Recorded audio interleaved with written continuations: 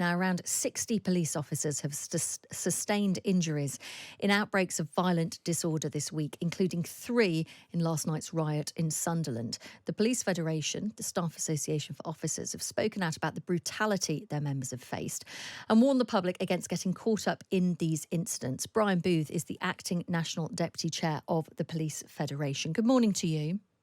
Good morning, Chloe. Your reaction, first of all, to, well, events throughout the week and indeed what was seen in Liverpool and Sunderland last night.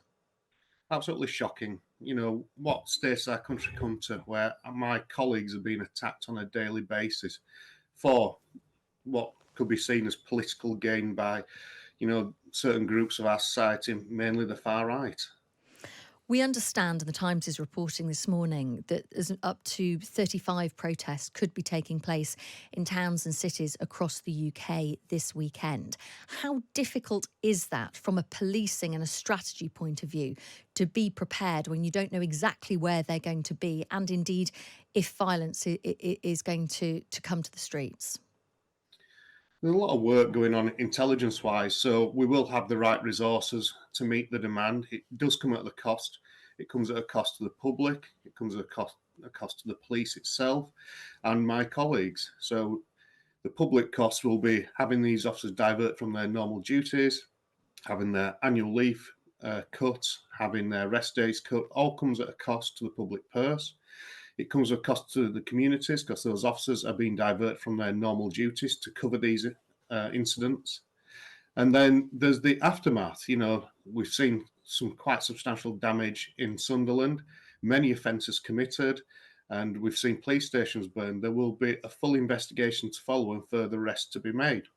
But these investigations will mean looking at all the available evidence on, the video footage throughout, from when people leave their front door to when they arrive at the scene of the incident and further. And that takes a lot of time and resources, and that will cost the taxpayer a lot of money. What is your understanding about how these protests are being organised? Clearly, there's a huge role of misinformation which is being shared online. But is this coordinated by groups? Is this individuals with a similar worldview coming together? What's your understanding? It's very difficult to say. All I can say is Sakir outlined his strategy around dealing with social media companies and allowing those platforms which make a lot of money from the public, allowing their platforms, not policing them properly and allowing the misinformation to be spread around. And he's of the view they should be playing their part, and is looking at either you're going to police these platforms and make it so it's difficult to spread bad narrative or fake news, as Mr. Trump would call it. And if you don't, we will put laws in place which will make you.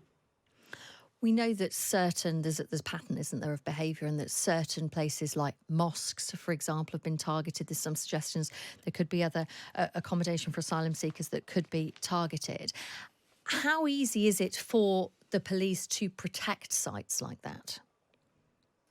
The police will do their best to protect sites like that. There are innocent people in these places who have been unfairly targeted.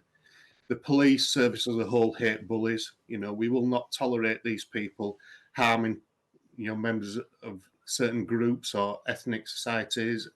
We will just do our job, which is police fairly without favour, and that's to protect those who are vulnerable. When you look at the videos which are being posted online, there are people who are masked and hoods up and you can't see their faces. There are others that are clearly identifiable. We've already seen some people appearing in court after disorder earlier this week.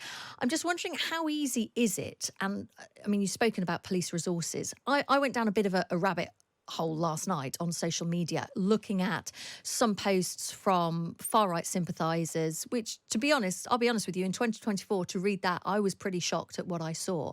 But these were people who were clearly identifiable. There was video that was posted. It would be easy to find these people, presumably, but that takes a huge amount of resource, and I'm just wondering if the police have that, if it's widespread on social media. The police do have those resources, but it comes at a cost, like I've said. You know, those officers that would be normally investigating burglaries, domestic violence, other offences which the public put in high regard for, high priority, shall I say, for police officers to deal with, will be taken away from them duties to be put in incident rooms to deal with evidence gathering and building up cases to bring prosecutions and further arrests. And I think we've seen around 8 arrests last night up in Sunderland, but there'll be a plethora of other arrests over the next few days and weeks. Do the police feel protected and supported by the new government in light of what's happened in recent days? It was refreshing to see Sakia getting a grip early doors and calling the police chiefs together to try and come to some joint solution around the potential hazards that we were facing. And that seemed to be a refreshing wind of change. That being said, he has come out and said he would support the officers. We'll have to see how that support comes forward. I don't want it to be empty words.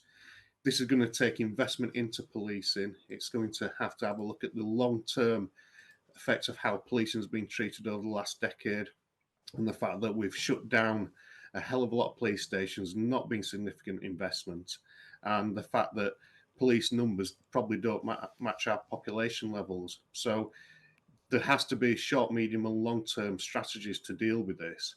And I'm hoping this government will take heed now and actually put that in place. I mean, there's many things that are potentially behind this. That there's just downright thuggery, just go out fancying a fight.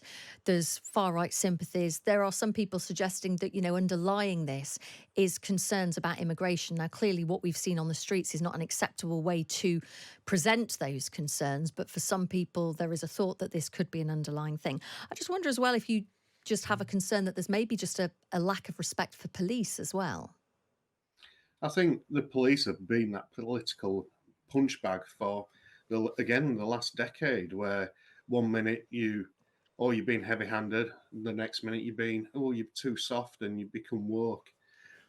I think for the police service, we need to have a look at ourselves as well and just say, look, we need to stop pandering to politicians and politics and just go and play with an absolute straight bat. We are the people there to keep the king's peace, and we're there to uphold the law, and that's what we should do. We shouldn't be taking the knee and doing political gesturing. We should go out and deal with the public fairly. And I think some of what we're getting now is the result of trying to placate everyone else's whims. Very interesting. On a final note, I just wondered how difficult it is on a personal level, particularly if we're thinking about Southport, for police officers to go to the horrendous stabbing earlier this week and witness that, help people, comfort people, and obviously apprehend the person potentially who's responsible, but also then face violence and attacks hours later on the streets. Personally, for police officers, how difficult has this week been, particularly in Southport? It's shocking, and the police federation are doing they're doing the best to support officers in this very difficult situation. You're absolutely right. It's horrific to deal with an incident like that at Southport. The family and the community has been destroyed by one individual. It's not unique in policing, sadly. These incidents come from time to time, but the whole country is in shock. But then to actually become shall we say, the victim of this mindless thuggery and actually be on the receiving end of the bricks and stuff. Poor officers, what a hard job you've got to do. And we can't forget some of the incidents have taken 2 weeks before, like the incident at Greater Manchester, where officers have been attacked at the airport. At what point does policing say enough is enough? I think we need to have a serious thought of how we treat our officers and what support we give them.